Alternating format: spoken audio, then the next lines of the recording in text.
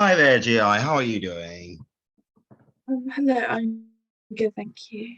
Very good. Awesome, awesome, awesome. And are you back at school now this week? Yeah, Okay, brilliant. And how's your start been? Have you made a good start? I did my maths test today, the non-calculator one, and I Yes. didn't find it that hard actually. So I'm just gonna wait for Friday to do my calculator one, I think. Or did you find it quite hard, you say? Oh no, I didn't find it hard, Oh, really. oh Yeah. gosh. Oh, okay. My heart nearly skipped a beat. I was thinking, oh dearie, that's definitely not what I want to hear. Okay, good. Awesome, awesome. I was still going to say, even if it was too hard, it just means, you're a very good student and you've got great ability. So if you found it extremely hard, then a lot of other people would find it hard, which means the grade boundaries would be much lower. But that's good. At least there's one paper out of the way, and you've got one more paper. So is that on Friday, you say? Yeah. Okay, excellent, excellent. Did you want to go through anything from that paper that you might be covering that you're feeling a bit shaky on, or are you happy to go into some physics today? I think I'm good. I think I'm going to physics.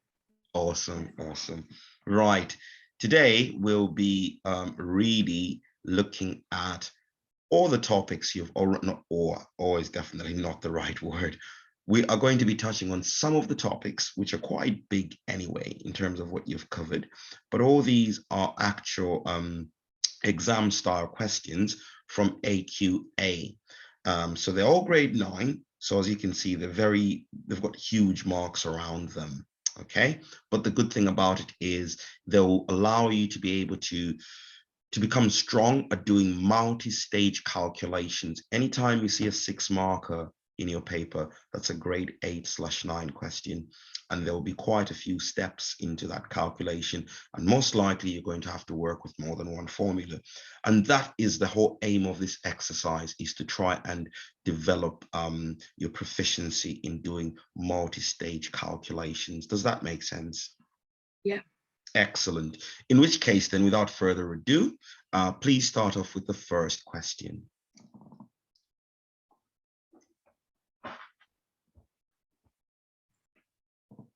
Joe, I won't be long. Just one moment. Just need to get something from the door, yeah? Just 1 minute, Okay. please. Thank you.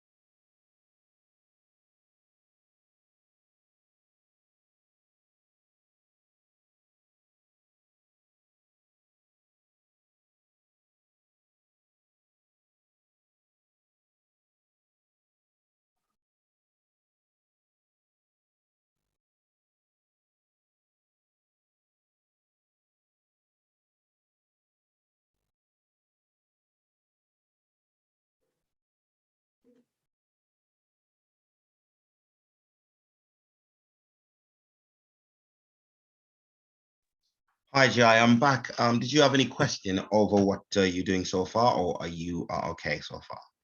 I got 14 for the answer. You got 14. Yeah. Okay, it's not quite right. Unfortunately, of course, I can't see you working. So just please jog me through what your process was in approaching this question. Um, well, like I did I worked out the gravitational potential energy, and I used the kinetic energy equation to work out the velocity, which is like the speed, and then yeah. I sort of see, but there are a few nuances that need to be tackled in this question. Firstly, as we read through, it says a catapult uses stretched elastic to fire objects at speed.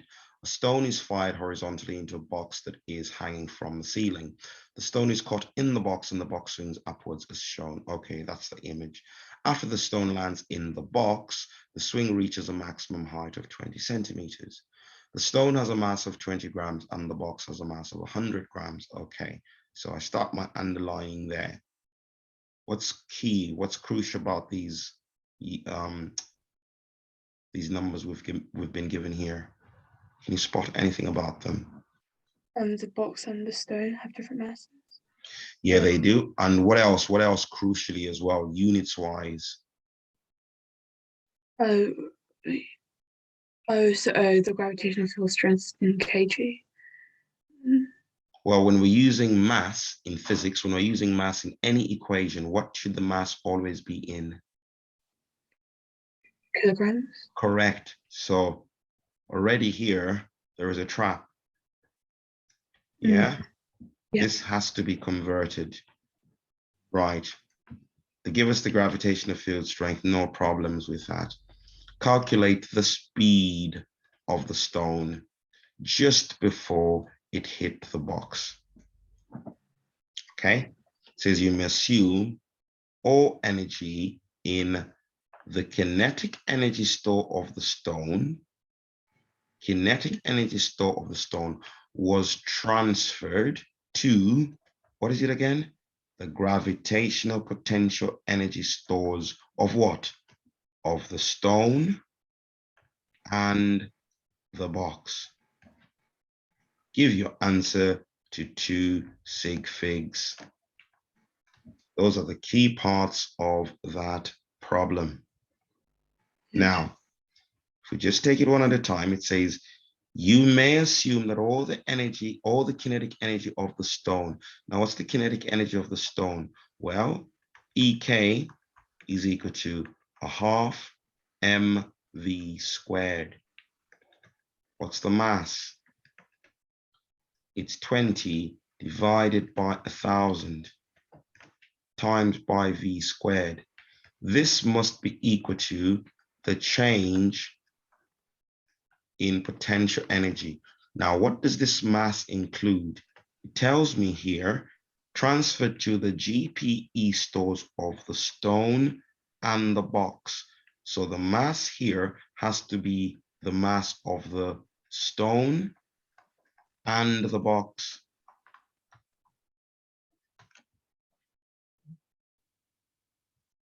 And I can put the numbers in here. Well, it's 120 grams. So the mass is 120 divided by 1,000, because I need to divide that by 1,000 to change it to grams, multiplied by 9.8, multiplied. Hang on, there's another trap. Look at that.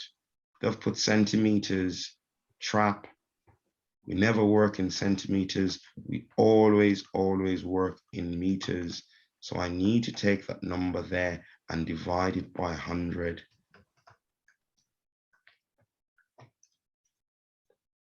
Are we following so far? Yeah. Good. Now, if you plug this in, can you tell me what you get as your speed? So can you take it from there?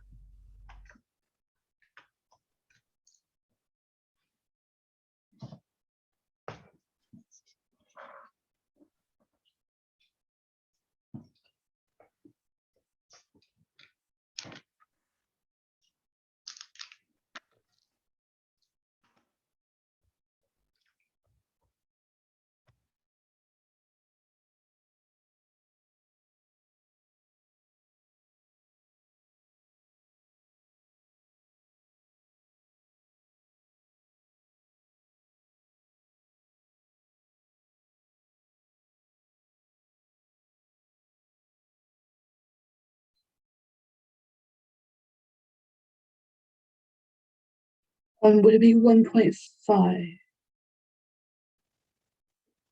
Yeah. Did you get 1.5? Yeah. Just double check this. I'm not convinced you should get 1.5. So here, 2 divided by 100, you get 0.02.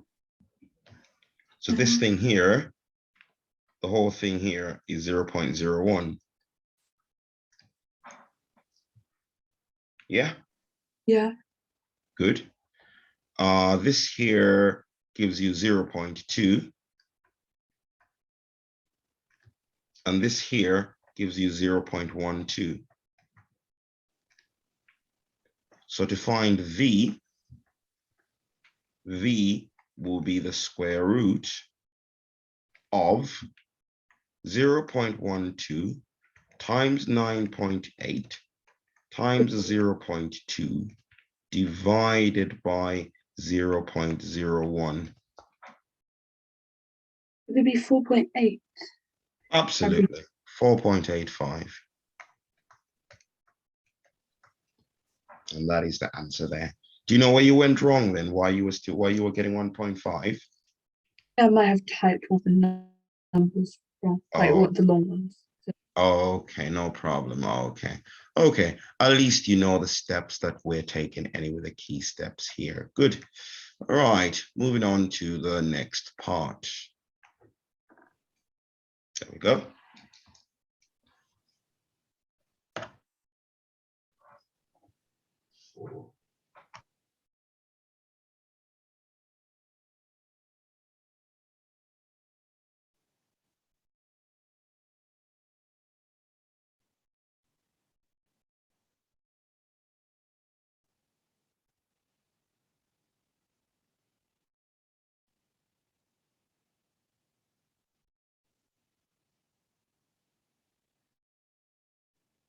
Is the energy transferred 2 times larger than the first time?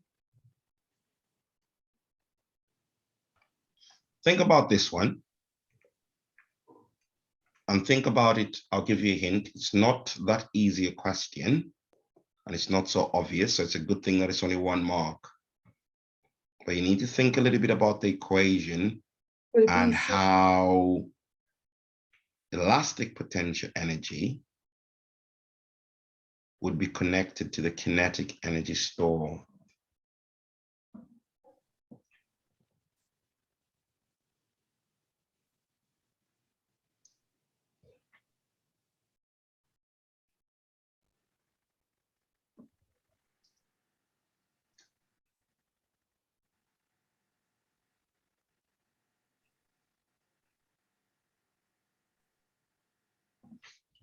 So can you remember the formula for elastic potential energy? Yeah, I think so. Good.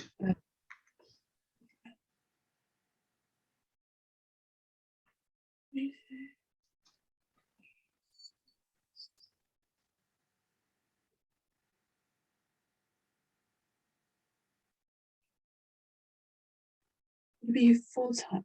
4 times. 4 times? Okay, let's just try and get this question and dissect a little bit. But it's good that we're doing these grade 9 questions because that is ultimately where you want to position yourself. All right, I'll just grab the question very quickly and bring it into a new page.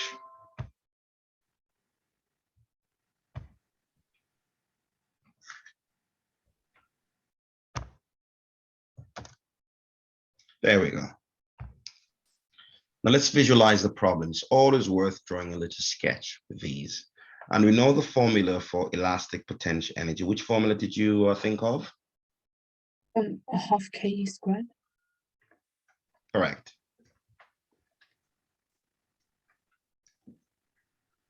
So what does K represent? Isn't K the spring constant? You're spot on. And E? E was this stretch, like how long you stretched it. Yeah, and we call that the extension. That's the specialist term we use for it. Okay, we call it the extension. So it says to fire the stone, the elastic was put so that its total length was twice its original length. So let's imagine this was the length of the elastic before, L. To fire it, how far did they stretch it? It was, says, so that its total length was twice its original length. Yeah. So that was in scenario 1. So they stretched it by further L, so that the total length now is 2L. Yeah. That was in the original scenario. So this here is our extension. And I'll show that this is being kind of stretched from a wall. Okay, in the second scenario, what have they said? So this is L again. How far have they stretched it? This time the elastic is put so that it is what? 2 times. Right.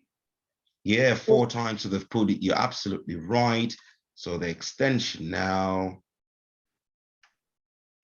here is 3L, sorry, 3L. So that the total length is 4 times L, where L is the original length. Are you following so far? Yeah. Now, let's use, so remember now, this here is the extension in this scenario, 3L, whereas L is the extension in that part. So in the first instance, the energy stored is EP equals half times K. What's the extension? L, L squared. In the second scenario, so that's for that scenario. Now for this scenario here, the potential or elastic potential is half K. Well, what's the extension? It's 3L. But the extension has to be squared. That's what that formula tells us. So I get the new energy now as half K multiplied by 9L squared. Now, if I compare these two, how many times bigger is this here? Let's call it equation 1. How many times is equation 2 bigger than equation 1? 3 times. 9 times. Thank you, because it's 2 divided by 1, and this here is 9KL squared over 2, which is that equation. By the way, let me make sure I demarcate it. Divided by, which is this thing here, KL squared over 2. Yeah, so you're absolutely right. 9KL squared over 2 times, we swap these around, 2 over KL squared. That cancels, that cancels, that cancels, that cancels. So we have a factor of 9 times. So you're right. This now there is 9 times more energy. 9 times as much energy is stored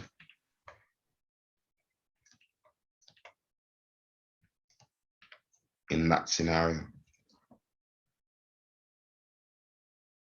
So can you see why it's not a very easy question? Because you have to draw a sketch and you have to understand how this then relates to this equation. So the answer is 9 times. Yeah.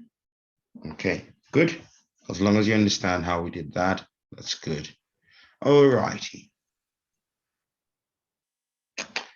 Might be a bit tricky, this one, for you to do, I think, based off the fact that, all right, just talk me through what you would do. Maybe let's do it that way.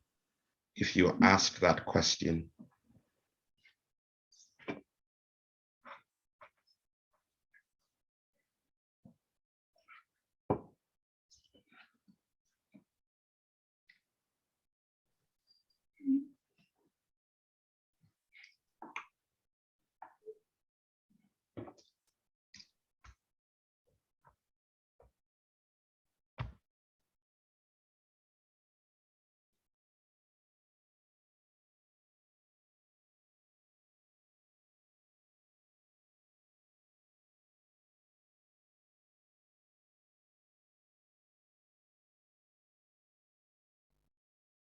Is it because after like a certain temperature, it reaches the point where it kind of like the highest temperature, because it's the same temperature as the room temperature, I guess, and then so it kind of curves a bit slower than before. Yeah, but it says Mm. using figure 2, determine the instantaneous rate of temperature change. How would you do that?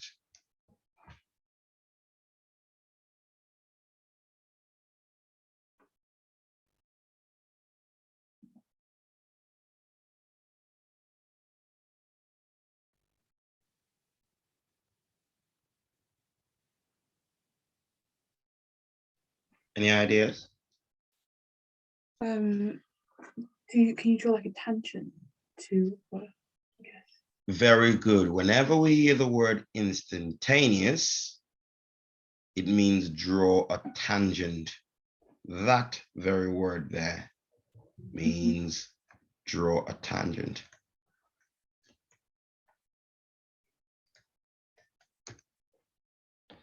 If on the other hand it said average, what would you do? Determine the average. What would you do?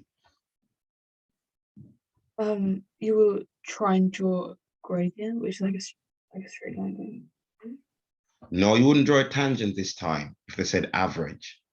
Like a, oh wait, yeah. I meant like a straight line kind of going through. Yeah. A straight line, when you say a straight line, what kind of straight line? Where is it starting from? Where is it then going, and what is it passing through? Would you take out points and find out the average of each? Yeah, how do you find the average? Yeah, in the first 2000 seconds.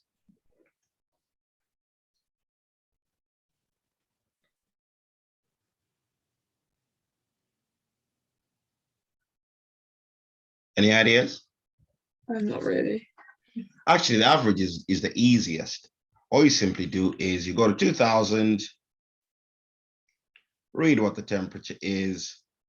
Yeah, 26, whatever it is, 26 divided by 2000. This gives you average temperature rise, or average rate, shall I say. You just read the raw values. But if it says instantaneous, you now have to draw a tangent. So that is a lot more demanding than finding the average. So if now we have to draw a tangent, I've missed it. I've definitely missed it. Let me try and see if I can hit it better.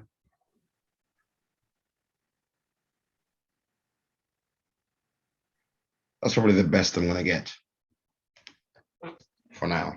Yeah. And so then it would be a case of finding the gradient, wouldn't it? And please note that on these ones, you want to draw the largest triangle possible. Oops. So mine is not the best triangle. You'd want to go all the way to there. Now you've got a very large triangle.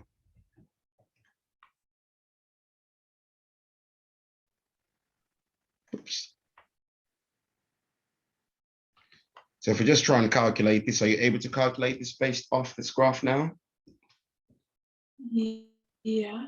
Yeah, have a go.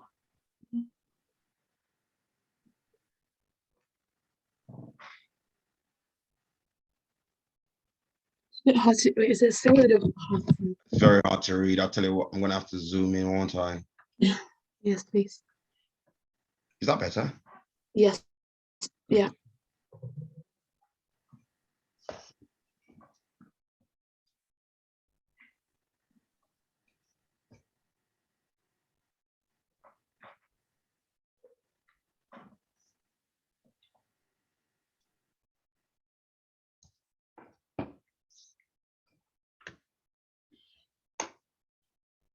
Would it be 450?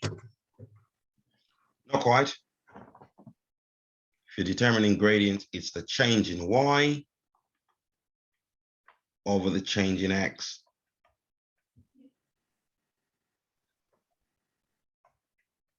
change in y over the change in x. It's the gradient you want. Rise, Oh, it's run. It'll be 1/350. Yeah, and what is that in decimals? 0.002829. 29. So this is roughly what? This is roughly 30. That's roughly 40. 40 minus 10. So this is roughly 30. And then so it's 30 divided by this is roughly about 3,500. Is that what you had? So it's 3/350. And 3/350 gives you what? I don't have a calculator. Where's my calculator? Oh, 0.0085886. That is much better. That sounds a lot better. 0.086 degrees C per, now what's the axis in? Is that seconds? Yeah, per second. And that's our answer.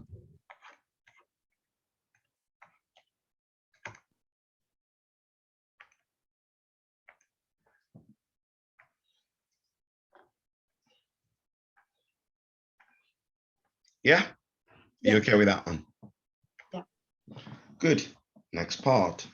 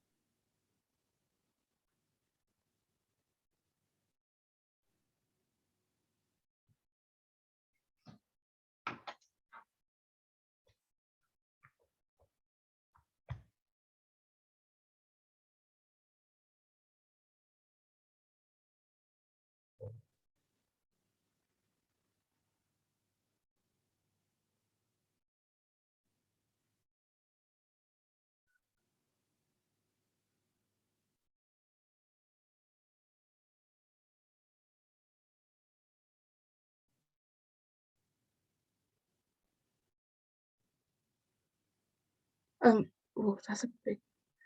Would it be 7, 7, 2, and then 5 zeros?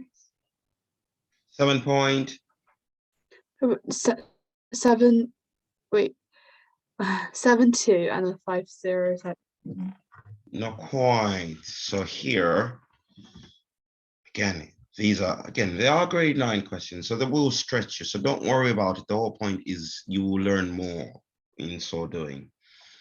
It says the instantaneous rate of energy transfer from the surroundings to the cool box. 2,000 seconds, that's very important, after the start of the experiment. So the reason why the cooler box is increasing in temperature, it's a cool box, started off at what temperature? -10, but it's slowly, gradually increasing until it gets to about 38. Then it levels off. Now, why is the temperature increasing? Well, it's in a room, so the room is warming it up. Okay, we need to get that understanding. So that's now it says, calculate the temperature, the instantaneous rate of energy transfer from the surroundings. And that is why it says from the surroundings. Energy transfer is from the surroundings to the cool box. Now we've just calculated that the rate at which temperature is rising, the instantaneous rate is this. That is an instantaneous rate. Are you happy with that?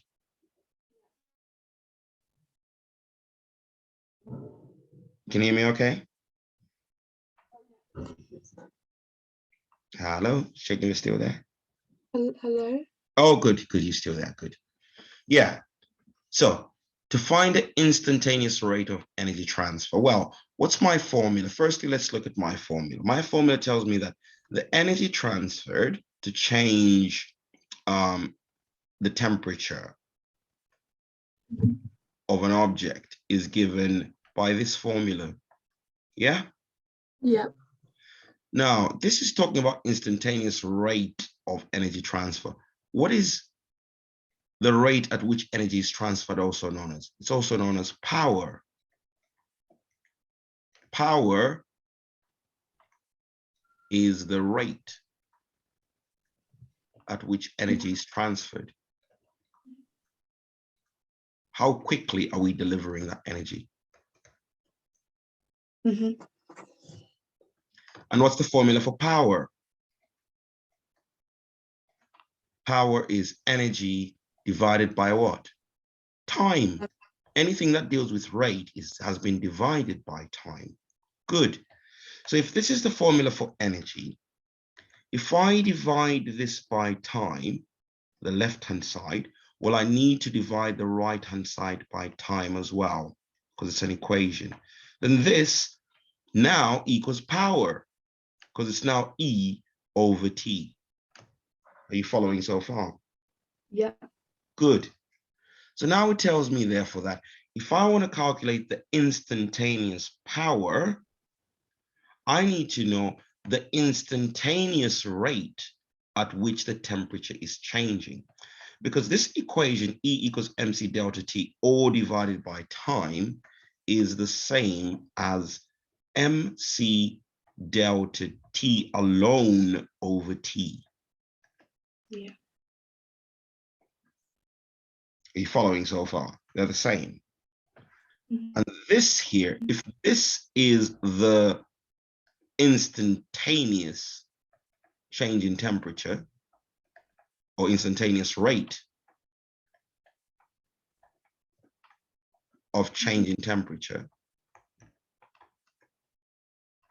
and it's an equation, then surely what I have this side must be the instantaneous rate of energy transfer. And if this was the average rate of change in temperature, then this side would be the average rate of energy transfer. Are you following so far? Yeah. Excellent. So what we have here, or we've calculated here now, this thing here, 0.0086. That is this thing here.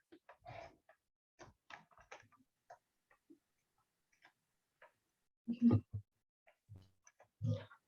You following? Yeah. Good. So do we know what C is? Yes. Do you know what M is? Yes. Can we calculate P? Yes. So go for it.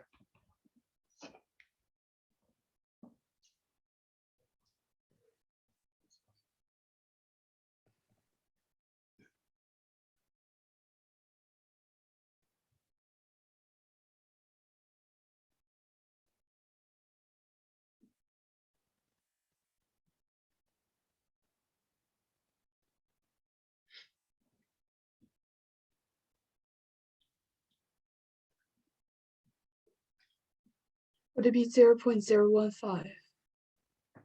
I don't think so. Check your calculator again.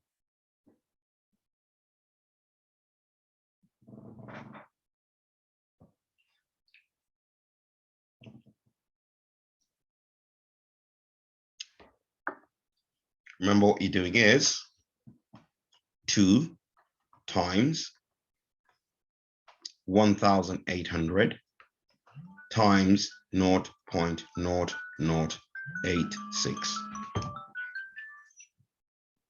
That's the calculation that you're doing. Yeah, 30.98. 96, I mean, sorry. Sorry? 30.96. 30.96. Yeah. More like it, which you can approximate to 31, isn't it? Yeah. Good. 1.3.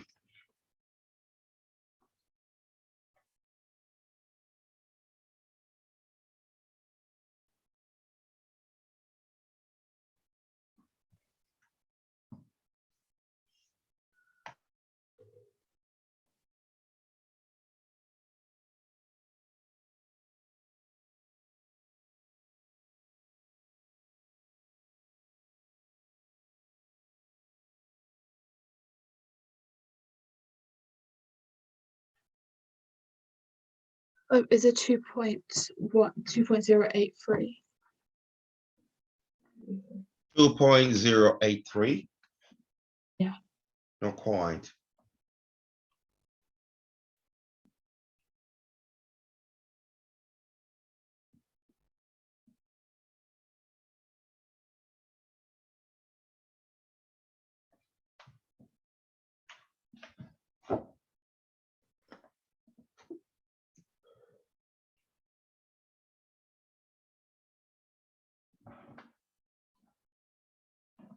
So what's the formula you started off with here?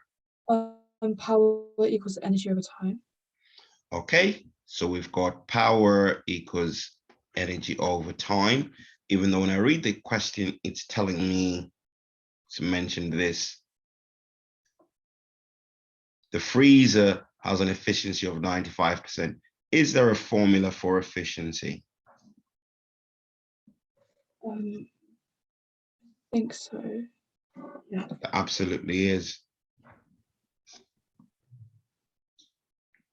Isn't it? I'm pretty sure it's the efficiency is useful power output times divided by input. Absolutely. So we say that efficiency is equal to useful power out over total power in. That's efficiency.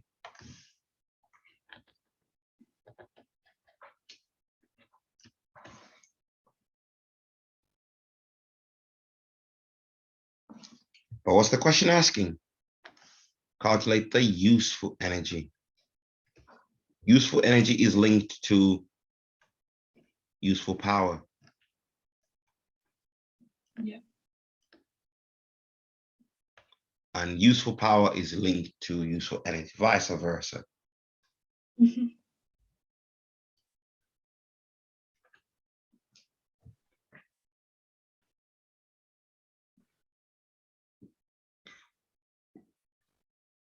So did you connect these two equations together? Not really. And then also it's asking for energy. So energy, and look, they've given us time. So energy is power times time. Mm-hmm. Yeah. So if I want to calculate the useful energy,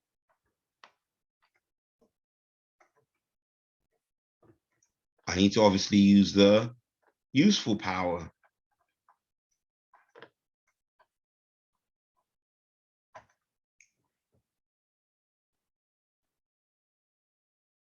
Does that make sense?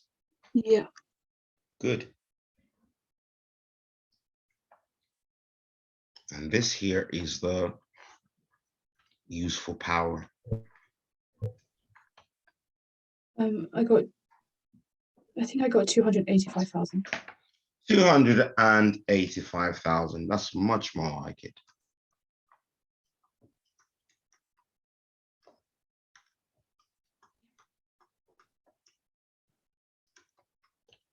Okay. Mm-hmm. Yeah. We'll move on.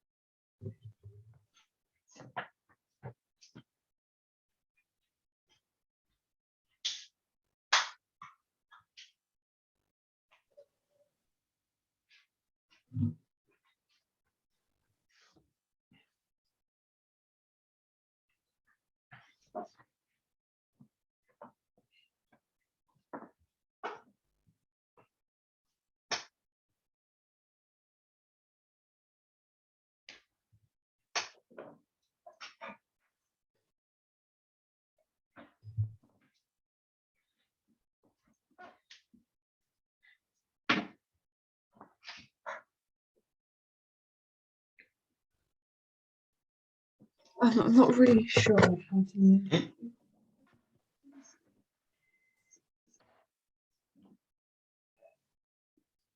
Not sure how to go about this one. Yeah. That's Yeah. okay. Let's try and dissect it together. Again, keywords. The circuit supplies 0.1 kilowatts. Okay. Bit of a trap here, isn't it? Where's the trap? Do you have to change it to watts? Correct. So this is 100 watts. Yeah. Good. And you will get marks for these. So if you see a 6 marker and you don't know how to go about it, please don't just leave it and go, I don't know how to do it. Change everything that you can without even reading the question. I'm just looking at the units and I'm going, okay, trap, change that to seconds. What's that? 9 times 60, 450 seconds. You're already getting marks here for doing all of this. Okay. Yeah. Now let's just try and read the question. The students calculates that during 450 seconds of use, the circuit wastes 300 joules of energy to the thermal energy of the surroundings. Okay. Calculate the efficiency of the circuit. Okay. So if I want to find efficiency, I need to know the total power in, and I need to know the useful power out. So what is the useful power being used to do here? It's being used to raise the temperature of this block to at a certain rate. That's what that useful power is, the useful power out. The power in is through this heater, and we've been told there's 100 watts of power in the heater. So in 450 seconds, how much energy will this heater transfer? Because they're telling me 300 joules is wasted in this time. So let me just work out how much energy is transferred to the block. Well, this is my formula for energy transferred. It's power times time. So the power that the heater has is 100 watts times 450. So it's 100 times 450, equals to energy transferred from heater to block. And this is going to be 45,000.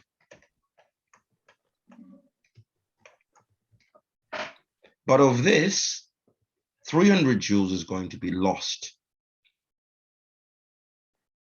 Yes, of this amount that's transferred, this will be lost. So however, 300 joules will be lost to surroundings. Yeah. So the only energy that the block has, therefore, energy or useful energy that is actually going to raise the temperature of this block. So useful energy supplied, supplied is 45,000 minus 300. And what is that equal to? Wait, so it would be 1,500. It will be, sorry? 1,500. 4,500. 45,000. Oh, sorry. It'll be 4,200. Wait, 42,000. Not quite. 45,000 minus 300. Oh, it'll be 44,700. 44,700, more like it.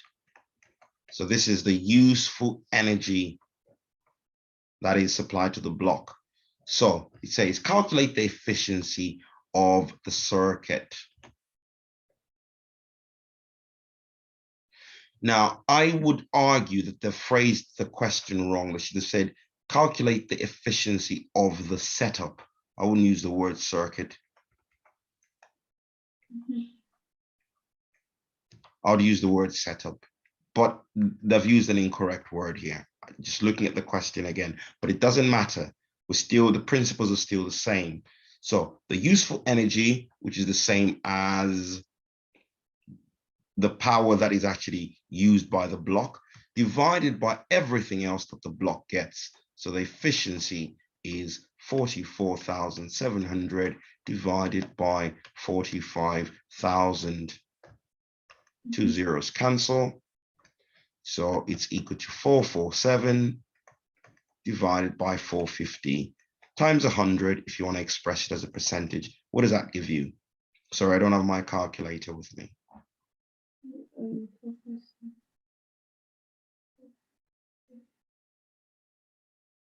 99.3. There we go. So we say that the setup of this system is 99.3% efficient. And that's our final answer. Does that make sense? Yeah.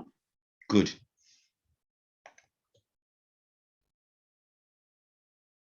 Okay. Number 4, against, tell you what, we'll leave that one. You can have a go at this one as a homework problem. Likewise, this one will be a homework problem. So this is more stuff, a little bit on efficiency, because I think you need a little bit more practice on that. Right. How about a density question? Yeah. Let's go for it.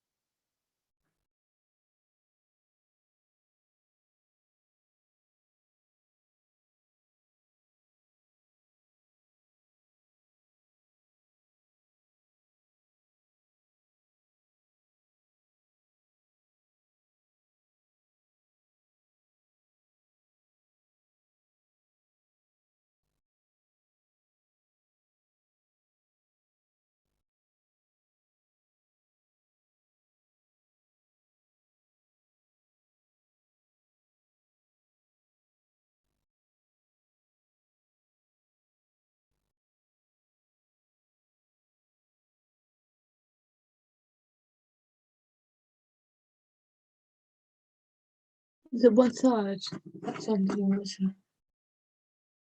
Sorry. It wanted as a So 0. percentage, AGI. 33%. Not quite. Not quite. Have another try again. Just make sure that you've crunched in the numbers correctly.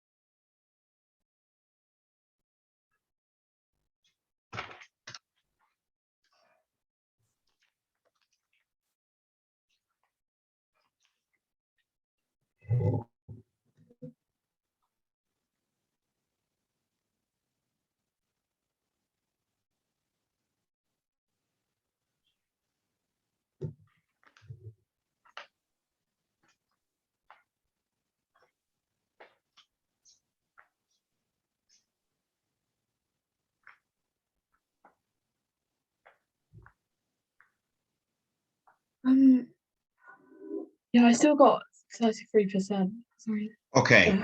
Yeah. Shall we just quickly then just look at your methodology and compare it to what I do here? So percentage of the volume of the aerogel that is below the water line. Yeah. So it's this portion divided by the overall volume. Yeah. Yeah. Correct. So what is the overall volume of aerogel? So in other words, it's volume below divided by total volume. Yeah. Times 100, because they want it as a percentage. So we want to find the total volume. So V total, which is the total volume,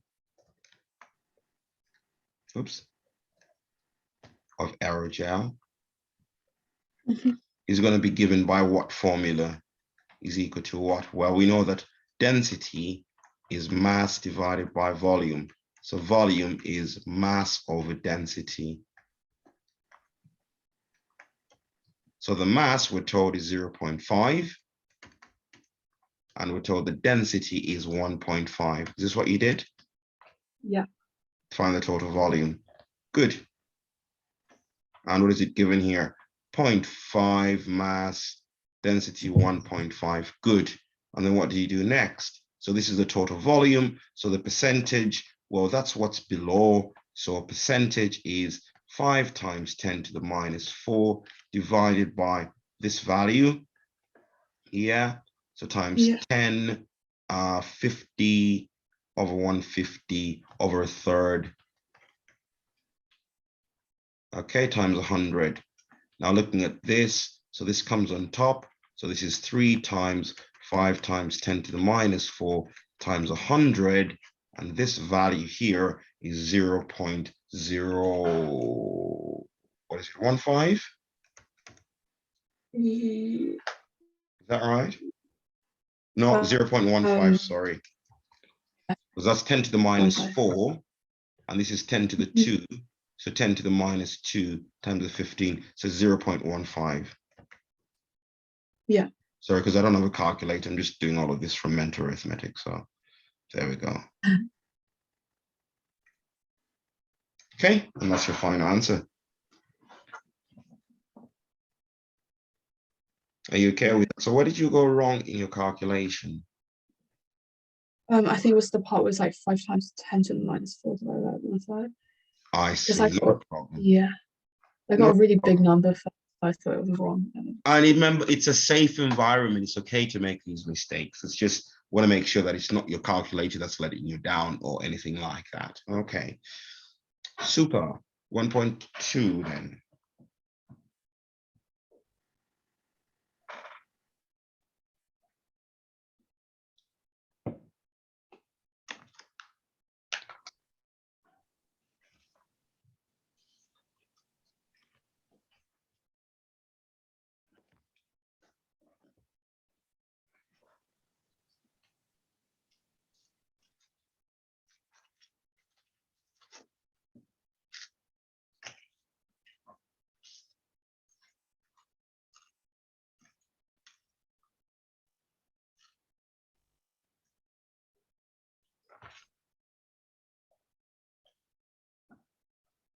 Would it be 0.00025?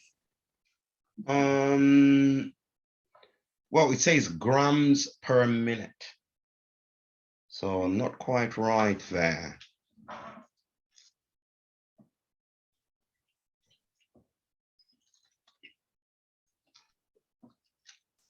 Do you want to have another look again?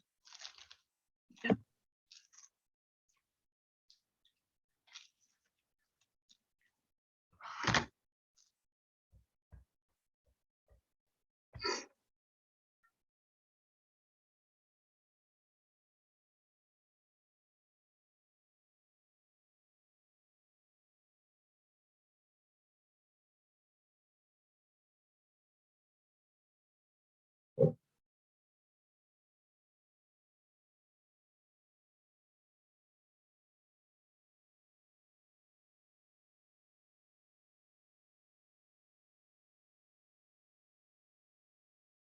Would it be 0.0023?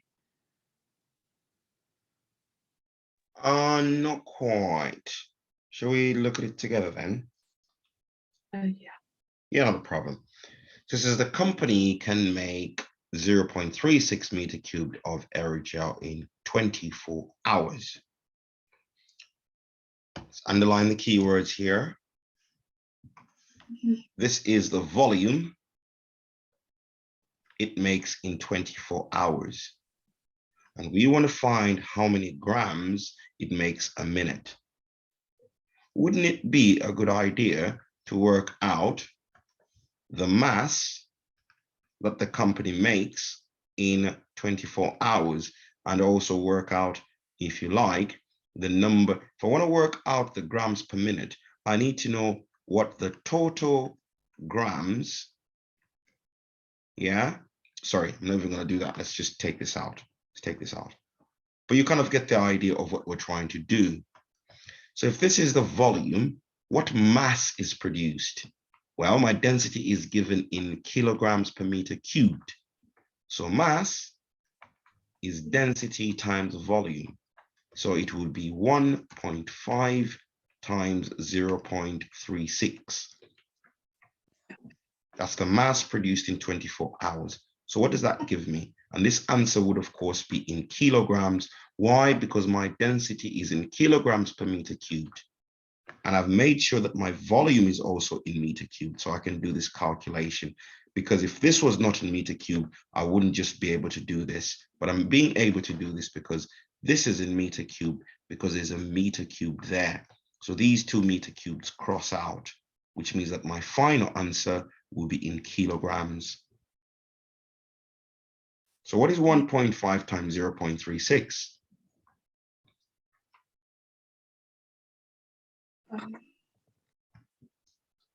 Is 0.54.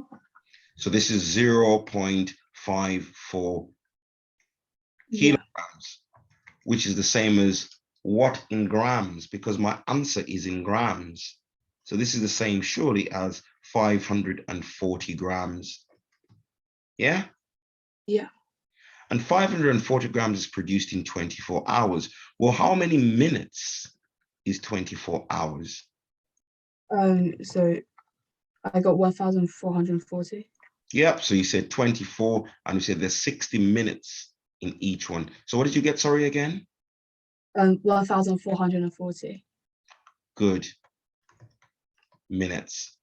So if I want to work out the rate of production in grams per minute, then surely shouldn't I be dividing this thing in grams by this thing in minutes? Yeah. And what do you get if you do that? Well, the 2 zeros cancel. So 54 over 144. 12, no, 12 can't go in there. So what do you get then? 0.375. 0.375. Is it 0.375? Yeah. Yeah, it should be about that because that's about half anyway. So 0.375.